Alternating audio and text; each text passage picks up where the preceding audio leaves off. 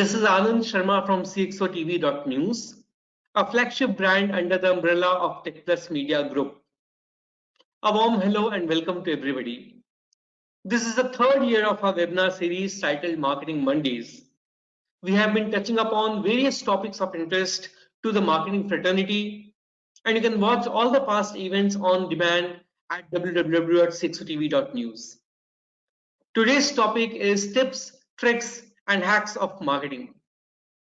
The world witnessed unprecedented and unforeseen magnitude of catastrophes in the last couple of years. We all went through rapid transformations to survive. With budgets nearly dried out, let us learn what our marketing leaders did differently to salvage the situation.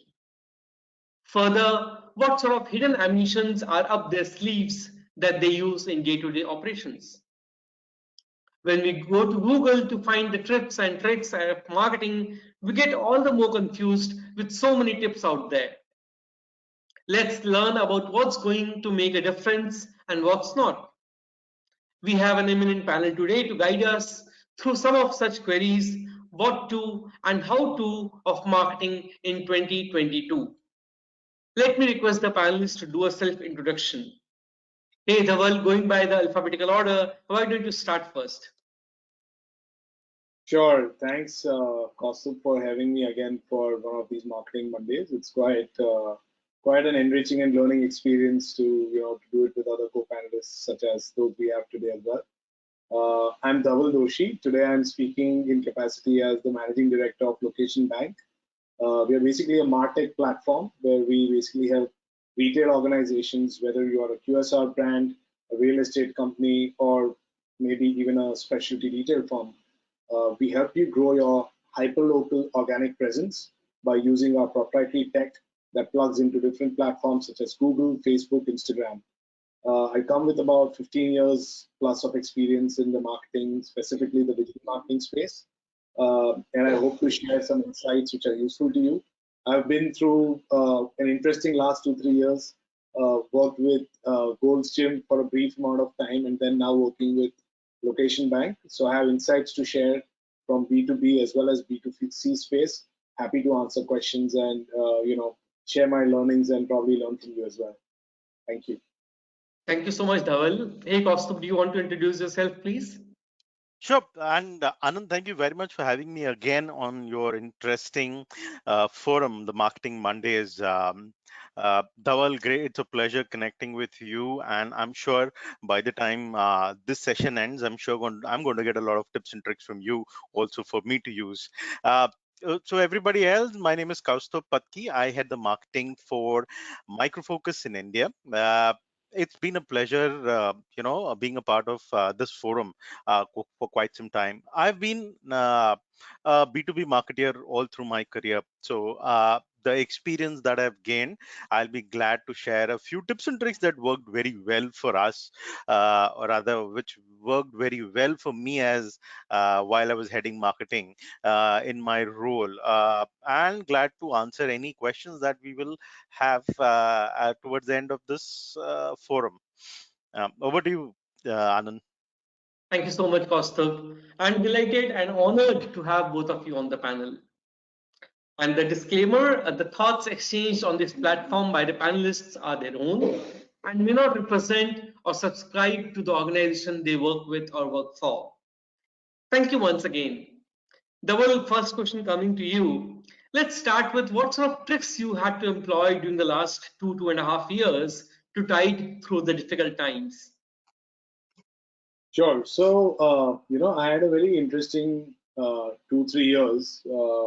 I started off by, by actually deciding to put my own venture on the back burner. So we were basically in the home automation space, and we decided to take a step back. Clearly, there was a tsunami of, refunds, projects getting on hold, and as a, bootstrapped entrepreneur, I had to take that call. But as a professional, I'm pretty I would say proactive in outreach and sort of getting to my next assignment, and that's how I landed up working with Gold's Gym as their digital head for a few months. And we went through a very interesting transformation journey. So the Gold's Gym essentially all their gyms were completely closed, right? So almost 8 months to a year, they were completely closed. And they needed someone to essentially help them develop the entire digital strategy, right from building a digital product, going to market, and then getting people to, consume their fitness solutions online, right? In a world of GoKey, CureFit, and freelancers on Instagram, this can be very, very tricky. And I think my experience with Gold's Gym was quite enriching and enlightening, because one thing that I realized very quickly was that we are living in an age of Goliaths versus giants, right? Although we carried the name and the aura of Gold's Gym as a great brand, it was very challenging to compete with so many other small players which are there in the market, especially your neighborhood freelancer who's a trainer, or your dietitian who's someone in your family. So we did something very interesting there, and this is something in line with what I've experienced very recently in the B2B space as well. Uh, while you're trying to reach an end consumer, it can be very convoluting to come up with a value proposition that helps you get the right money, obviously, for the product that you're selling, and be able to get them to actually buy your product itself. And we took a very different route. We reached out to corporates. I personally reached out to HR heads. We designed a wellness seminar, right? And while I'm talking about the time when seminars were not done and dusted. I'm talking about the time when people were working from home. There was severe amount of discomfort. People were having back-to-back Zoom meetings, and there was a thought around how do we fix this work-life balance, right? It was completely new. No one had imagined working from home. And that's when we came up with this wellness seminar series, where our dietitian or our head coach would do an actual seminar for all the employees, take them through an interactive session, and then based on a form filling that happens post that seminar, they are one-to-one consulted and sold a particular product. So essentially, our entire marketing moved away from saying that we're going to try to reach each individual consumer to going to corporates and tapping employees of corporates who really, really needed this. And we saw some decent amount of success with that. So that's one of the things that we started doing. And I want to take this one example and just derive a couple of points which I think I'll be talking about throughout this discussion. Uh, Content became critical to every conversation that we were having in this age, right? It's very interesting because now, whether it's an end consumer or whether it's a stakeholder of a company that's that's in the QSR space, who's planning a marketing campaign, everyone is now consuming a lot more content than they used to. So it's critical not just to have it, but to have content that's really, really remarkable and that's going to be compelling and unique, right? Whether it's your seminar, whether it's your LinkedIn post, or whatever else that you're doing. I think that's been one of the most interesting learnings, because the content game has completely changed in the pandemic, right? 2 years ago, right, there was very few people creating content. Now every Tom, Dick, and Harry is creating content, right? And I don't mean to say, that anything's. I'm not judging the quality of content. All I'm saying is that there is so much content out there. If you want to reach out to the right customer, whether it's B2B or B2C, having good content is extremely, extremely crucial, including the production value, how you shoot it, what you talk about, all of that. So that's where I will end it, but I just thought I would share a little bit of that. No, that's great. And content indeed has assumed a lot of importance because of the right reasons that you mentioned. Kaustubh, coming to you, how did you survive such a long drawn tsunami of COVID?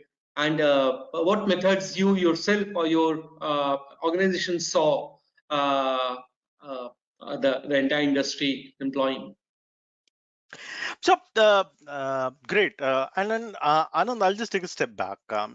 My experience has always been from a B2B marketing perspective, and when we look, especially in the B2B technology marketing space, when we look at the industry in India, the opportunity that is there in India, most of the organizations where we see B2B technology marketing is predominantly sales driven, where marketing is a support function.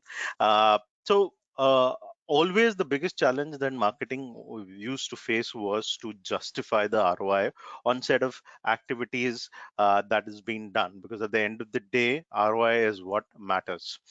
Pre-pandemic, what we used to see is that digital used to be a part of the overall marketing strategy that was laid, and what was paid more attention was the face-to-face interaction. Uh, Come pandemic, things changed overnight, and the whole concept of digital transformation fell in place, right?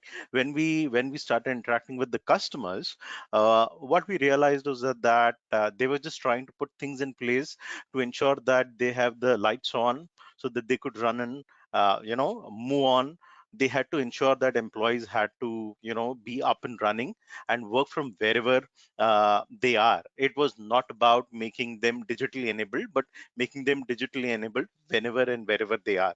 That was the challenge what customer was facing, and the same thing came to the B2B marketers everywhere. The good part was that we had early adoption of various digital technologies and various digital um, programs that we had already started working with. This entire pandemic made a shift and made people realize and pick up certain elements which are now a way of marketing now. Initially, as I said, the digital marketing was a piece of your overall marketing strategy, but now your entire marketing strategy has become digital. You can't do anything but digital marketing, right? And that's immediately where we saw there is a lot of marketing automation that came into picture. As Dhaval rightly pointed out, so content became the king. And the whole idea was that customers were bombarded with content from anyone and everyone. Every vendor was throwing content at the customer, and the customer was like, oops, what do I consume? And that's where automation took a lead. And as we say that this was a time of hyper personalization, because the customer knew what he wanted, so he was only looking for the content that he wanted, because of which a lot of the initial couple of months were like it was death by digital, I would say. But then that's when people realized is that what we had to do is nothing but ensure that we listen to the customers right and provide the right content to the right person on the right platform. And that is what we saw changing. um, as I said, that marketing automation, hyper personalization. The other key thing that we saw was that the entire, especially from a B2B marketing perspective, what we saw was that there was a lot of focus on account based marketing. uh, People were looking at targeted accounts and targeted personas with the targeted content. We saw suddenly ABM was the way to go to markets. Your entire marketing was analytics driven, data driven, to the extent that whatever activity that was done, there was an ROI, there was analysis, and we knew, for example, even a simplest to simplest activity could tell you how many people it touched, what was the response, and that really helped us to take the next step. So what we saw was that suddenly from what was a face-to-face interaction now became completely digital, something which was already there, but now it was adapted and adopted by anyone and everyone in each and every way. And when we struggled with justifying the ROI, there we had reports and reports being which could be given back to the management to show that what's working well and what not working well. So that was the journey that happened for us in the last couple of years, but I think that was really something that has helped us, the marketeers, to give back the ROI to the organization. That's what I would say. That I would say that this has been an amazing 2 years of digital transformation that we've seen in marketing. Sure. Dhaval, there are set processes for almost everything, right? And Kaustubh has been talking about ROI, and sometimes getting to that ROI becomes so much paramount important that you keep rest of the discussions or aspects on the back burner. So I'm asking as to how difficult or ethical it is to deviate from those set processes, and employ the tricks or hacks to achieve any end goal, be it ROI. And would you like to support with an example? Yeah. So, the reality of this whole situation, Anand, is that this whole scenario was an eye opener for most CXOs, right? Most leaders, whether you're in marketing or even in finance, right? Everyone is now starting to scratch their heads wondering what to do next. Because to be very frank with you, let's just talk as human beings, forget management, right? No one really knew what's going to happen next, right? That's the reality of the situation. And when no one knows, the most default reflex, and I've actually taken notes here to talk about this, right, is that there is a high amount of optimism. And the high amount of optimism is towards the fact that let's not deviate from our processes. Let's stick to our guns. Things are not going to be the same for a long time. They're going to come back to or revert to normalcy, right? And that's how most leaders essentially function.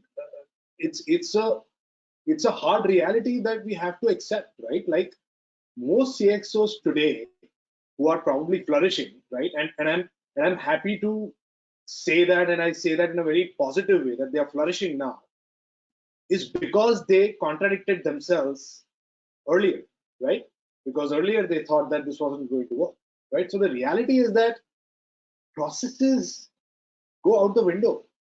Doesn't matter, right? Like ultimately it comes down to the bottom line, and it sort of trickles down right from leadership all the way to people at an operational level.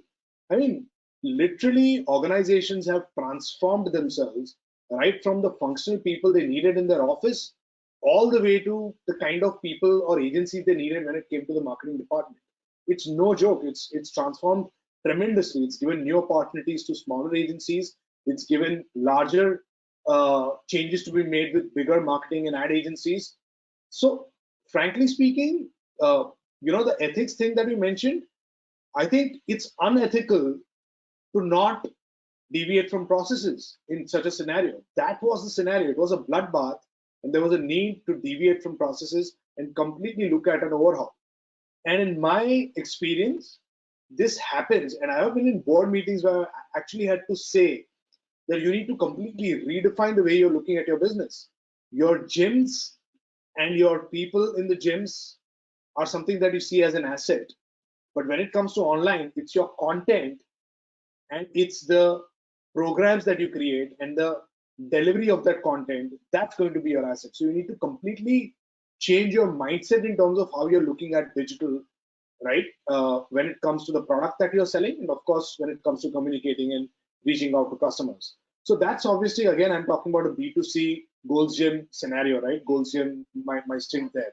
The reality is that if you look at B2B, right, which is the larger part of the success that we have seen, that I have seen with location banks since we jump started in India in early 2021, that's come from the fact that almost everything that Kaustubh said. Kaustubh talked about adaptation. I have it written here in my notes. Of course, you spoke about hyper personalization. I am talking about niche marketing, right? Niche marketing used to be one of those things that Philip Kotler spoke about as one of the sublines or the subheadings in marketing. That's the only way of marketing now, right? That's the reality. Whether you're going to end customers, whether you're going B2B, it has to be niche marketing, right? That time of rubbing shoulders in conferences, getting 30 business cards and talking to those two CIOs and telling them that, hey, you know what, you probably need my cloud solution or you probably need my MarTech or automation solution. Those days are over. You have those 30 people on your LinkedIn, select the two people you need to reach out to, use the tools that you need to reach out to them, and just do it, right? Now, whether he's going to listen to you or not is not going to be based on whether you had a, 60 ml whiskey with him in the evening, post the conference, right, during dinner. It's going to be about the damn product. It's going to be about the messaging. It's going to be about how relevant it is for him to talk about it. And that's where you need to go bang on when it comes to communication and your messaging, whether you're B2B or B2C, a sales rep, a marketing communication guy who's building, webinars or doing an e-paper or whatever else, right? It needs to be niche. It needs to be super targeted and hyper personalized, as Kaustubh correctly mentioned. And this requires homework, right? I think I'm spending more time as a marketer doing homework, right? Understanding my demographic than I ever used to. And this is because I know that if I'm going to take 5 minutes or even 2 minutes of that time off a prospect who's going to read my email or who's going to talk to me on the phone, because now a lot of my work is sort of B2B sales driven, right? That's why I'm using those terms. But even as a marketer, right, if I'm going to put out a flyer or send out a case study, I need to make sure this is relevant to that specific individual or that specific niche segment. So I think homework becomes key, right? And I think, in terms of a process, I would say after optimism and unfortunate, uh, unfortunate, what do you call it, disappointment that things didn't change and we are still working from home. People sort of adapted to these new norms and they realized that this is the only way to go, right? We have to sell online. Tata Bluestone has a great case study, if I'm not wrong. Tata, not Bluestone, I'm sorry. Tanishq. Tanishq has sold like crores of jewelry by doing video calls. I have sold software similar to Kaustubh. I got deals with Location Bank over a LinkedIn cold message within a 10-day, the sales cycle was literally 10 days, right? From the moment I touched base with the prospect who I never knew in my entire life, all the way to him signing the contract. That was 10 days. And I think that was literally a record. So when I came back with this information to Location Bank South Africa, they were like, we have never seen anything like this, right? And this is the first time that someone's been able to reach out and close a deal in such a short amount of time. And I think the only way you can do that is to communicate, find the right person, do the homework, and pitch the right product to them. So and of course, digital transformation initiatives became super paramount in this process. So people sort of realized that they need these things. Uh, there is so much that we can talk about, and I can go on and on. So please, let's continue with the flow of the discussion. No, I absolutely agree that behind those 10 days were a couple of days of homework, which yielded into 10 days. Uh, Kostu, what are your thoughts on trips and on tricks and hacks in marketing?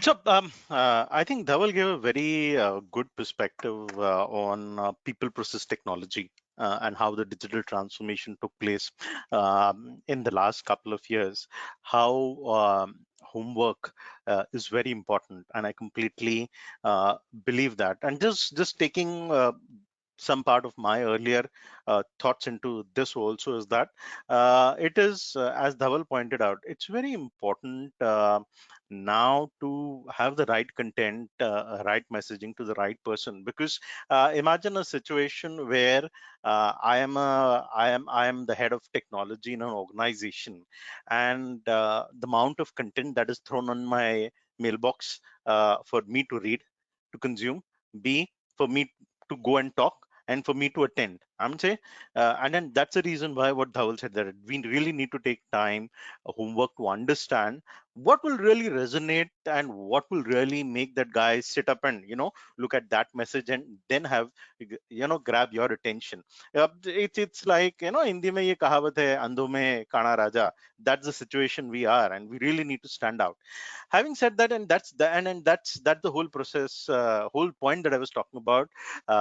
Automation, hyper personalization. But just to get a bit tactical on tips and tricks for marketeers especially, and this is what my experience has been from a B2B perspective. For example, overall strategy did not change. For example, we were doing our flagship events, right? Earlier they were face to face, either they were offsite, so they were seminars or day long seminars, and they had different experience of listening to the keynote speakers, getting into breakaway tracks, interacting with the technical guys, and understanding what this technology is all about, and networking.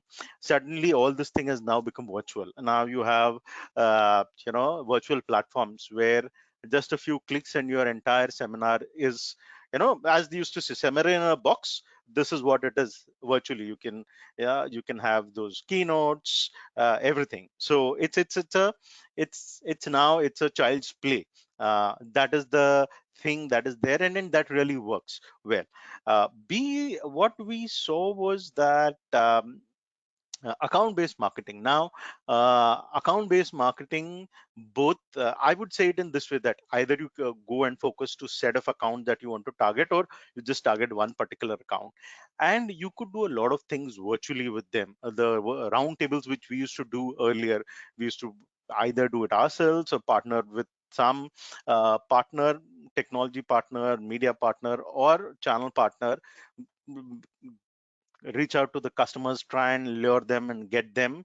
Now, virtual roundtables. We've just been doing virtual roundtables, focusing on a right set of accounts. The good part was that we used to be city specific. Now we've become, pan India. I mean, so that you just have to pick up those accounts and reach out to them. The second part of it, trick for us to ensure that this really works well, was to delight the customers. And how would you delight the customers? We went, we started thinking a bit out of box and said that, okay, let's go and see traditionally what works. And hey, why don't we send them a nice breakfast, nice lunch, or nice high tea? That would really delight them, and they also feel excited. Excitement was not only about exciting them, but exciting the family, because the guy was working from home. How could you get that customer delight? So the old school thoughts came into this particular thing that worked very well. The entire whole thing was that, do not just put your eggs in one basket. Have an omni-channel experience. Try and reach out to the customer in different ways, and do not just reach out to him through a particular campaign, but have multiple campaigns. And it's like, you select something, you double click it, and a big menu comes out, and you double click, and finally you get what it is. Give him that experience. That really worked well. And last but not the least, partner experience. Saying that channel partners are the biggest connect for you on the field. Ensure that they are enabled and they are ready to take your messaging to the customers. So that will definitely help you reach out to the customer with the right messaging and to the right person. So these were a couple of I thought tips and some experiences that we saw that really work well, that uh, that marketers should definitely look at, and I'm sure anyone and everyone is doing that now. No, absolutely, absolutely, Kaustubh. That's a great insight. Yes, I totally agree that channel partners do bring about a multiplier effect, but then you need to make themselves or enable them to bring that effect for your organization.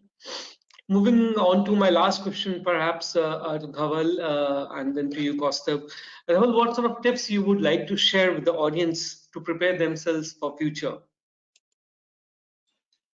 Sure.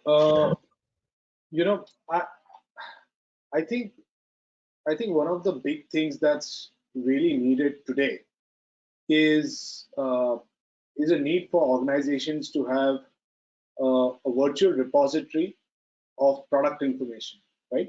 Uh, you may call it a virtual knowledge center of sorts. A lot of organizations actually have that, and there are tools that are out there that allow you to build these sort of product knowledge into a sort of like a virtual hub. Because I think a, a prerequisite for any good marketing program, right? And I'm calling it a program, not a marketing campaign, in line with, in fact, what Kaustubh said, right? You need to have different cadences, different uh, campaign ideas that sort of run in parallel, go through different mediums, have different messaging going to different sort of audiences. And for all of that to come through, you need to have the right product knowledge in place in one sort of a virtual repository. I think that mindset of having a knowledge center and an actual physically putting it all together in a virtual environment would be critical for everyone to run marketing organizations and departments successfully, because this is also going in line with the fact that we are all working remotely now. And I have noticed time and again product knowledge being translated and getting lost in translation, right? Between marketing teams. I'm not even talking about the audience. I'm not even talking about going to the customer. And I think this is something that's super, super critical. For me, as someone who was starting ops for Location Bank in India, as and when I got product knowledge, I started creating an FAQs document which I would quickly start sharing with my clients, because there would be knowledge questions coming in, and I would be responding on email. So I just, I sort of started doing those kinds of exercises. Obviously, for larger organizations, you would have to do it at in a different scale, in a different way, probably. But the point is to start somewhere and start building that knowledge hub, because that's a good prerequisite for any program that you want to run, whether it's a small marketing campaign, whether it's a series of webinars, whether it's an e-paper, whatever that is. It could also have demographic information of your audiences, your customer personas, and so on and so forth, right? Second is we need to start thinking and involving more creative people in this conversation of B2B marketing. And I'm specifically saying B2B, not necessarily B2C, because in our industry, B2C is taken as a space where creative to hota hi, right? You're selling a biscuit, you're selling Cadbury's, you're selling shampoos, or whatever you're selling. There's going to be a creative spiel to it. There's going to be a copywriter who's coming from that background, someone from Ogilvy, someone from Publicis or Leo Burnett who's helping you out, or maybe you have a content writer who's coming from that experience and who's building those creative spiels. I think it's time for B2B to get creative, right? I think it's time to make more emotional conversations around B2B challenges. And I mean, even if you're selling cloud telephony, I mean, hell, you need to get emotional about your conversations with your customers. You can't just talk and just put a list of features around it. It's super, super critical to think creatively in this messaging of any product that you are selling, especially tech products, because there are way too many out there now. Third, very important point I would like to bring out is organic growth, right? It's going to be very easy, and I saw this happening when the pandemic just started. Most organizations thought of doing something called as Google local ads. So Me and Moms, is one of our clients. Me and Moms started doing ads locally for the stores that were in that area. So let's say they have something in Ville Parle or Parel in Bombay. They would run local ads there, and they thought it's a great way to drive traffic to that store, because when someone searches for mother stores or baby stores on Google Maps, the ad shows up there because that person searched in that specific area. It's very easy to do that, right? Unfortunately, the numbers stack up. Unfortunately, the question comes up in CFO and in quarterly meetings about what's the ROI on that. And unfortunately, it's never ending. So the more you want to grow, the more money you need to pay. So this is just one example to emphasize on how paid marketing, pay-per-click marketing like this could actually, take money out of your budgets versus you doing more hyperlocal conversations, doing more organic activities, for which you could use platforms such as Location Bank, where you basically manage all of this at a fixed fee. That's just one example, and I don't mean to just talk about that. In the same way, we need to think about all our campaigns. If you're doing email marketing, move away from buying databases, start looking at opt-in, right? Start using LinkedIn newsletters, right? Fantastic tool to get people to read your content, right? Fantastic tool to get more readers. Think about all your activities for the long run. Don't think short term. Think about growing your organic numbers, right? And that will help you de-risk your ad spends and focus on more niche marketing targeting. So what I do and what I recommend to a lot of people is do retargeting and remarketing campaigns with niche audiences, right? And do organic marketing with a larger part of your audiences. So you essentially are sort of building a mix of both. You're getting more discovery for your product through organic mediums and through organic marketing activities, so more people discover you. And in niche marketing, when it comes to retargeting and focused paid ad spends, whether it's a LinkedIn ad or Facebook ad or a Google ad, let that be focused on niches. So you're sort of building those retargeting lists for yourself, which you can then again feed into your organic marketing activities. In my mind, that's a phenomenal way to sort of balance your ad spends as time goes, and we have seen some very good success in doing that. Last but not the least, my personal favorite is video marketing and video presentations. I have personally sent video messages to people who did not have time to get on the call with me so that I could get their interest. I use tools such as Vidyard. I use tools such as Loom. They are free, but they are, you can get the paid account. You can create a video, you can show a demo of your product, and you can get directly in the inbox or get directly on their WhatsApp and show them what you got, right?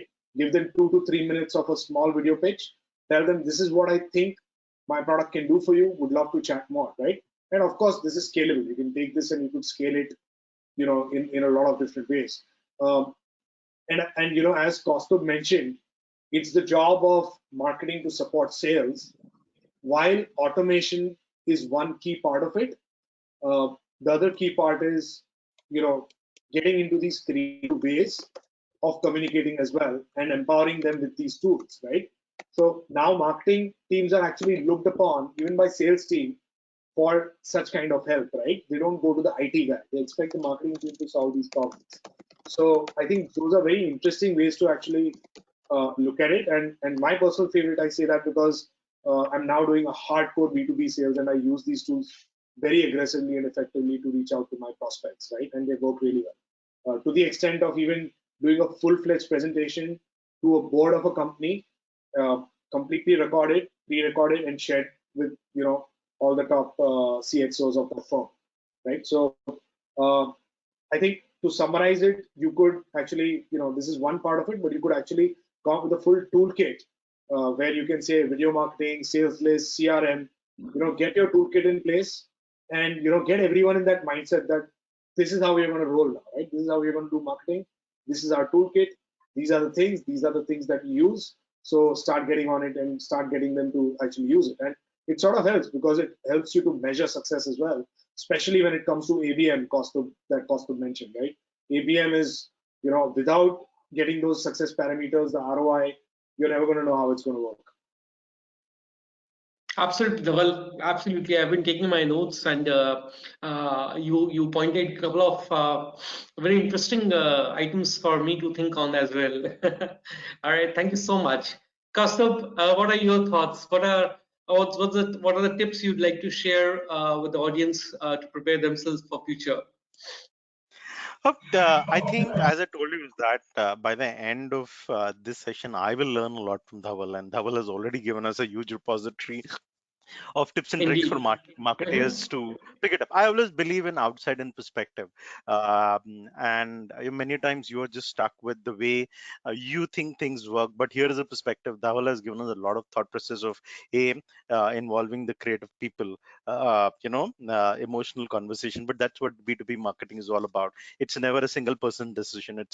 It's an organization. It's a team that really takes a decision, and it takes time. So absolutely bang on. That is what it is. Have a repository of knowledge, and if you see now we are moving towards more data-driven marketing, a lot of analytics, and we need to be ready for that. And this is where is the future. Marketing personalization, again, they will also touched on to it. It's like that is something that we have to be ready. Omni-channel marketing experience, that is where you will reach end to end. One of the other thing which I touched earlier, and it's the entire channel partner ecosystem. Look, we have to work apart from the regular reseller distributor model. We will see a lot of non-transactional partner now getting into the system, and these are the partner who are really who are the ones who are going to be value creators, and we need to ensure that these are the people whom we really need to enable work very closely, and they are the people who are going to create a lot of value for you in the system. Last but not the least is the future is hybrid. Uh, Gone are the days which were 3 to 5 years back, where we could work with certain set of activities, but now we have to be ready for an hybrid model. That is the way ahead. So in short, again, if I have to quickly summarize, is that it's hybrid marketing that we have to have a look at and live with. It's going to be data driven, analytics driven. Personalization, hyper personalization is the word, omni-channel experience, and last but not the least, we need to be inclusive about our channel partners to ensure that we can enable them and then reach to the last mile. I think if we keep these things, the tips that Dhaval gave, and these few areas, I'm sure you'll be one of the most successful B2B marketeers. Thank you so much, Kaustubh, with such interesting and relevant insights. I'm sure people who are watching us on different channels enjoyed this session as much as I did. My notebook is full. Kaustubh talked about niche marketing, ROI, people process technology, automation, hyper personalization, customer delight, omni-channel experience, and you did, Kaustubh, you stressed on channel partner ecosystem, and finally the future is hybrid model, which is a fact. And Dhaval did talk about changing the strategy to remain relevant to the tough times, and doing the homework for customization becomes key, right? And then virtual knowledge center or hub or a repository of product knowledge.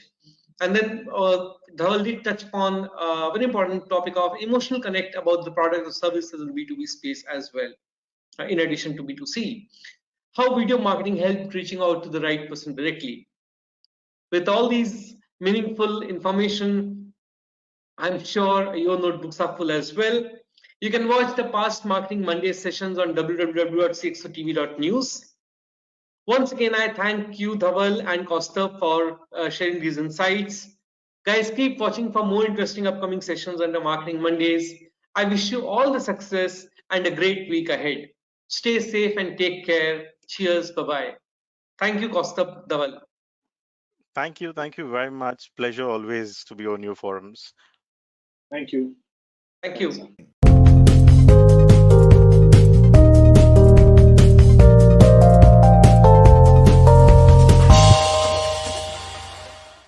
For more updates from CXOTV, please like and subscribe to our channel.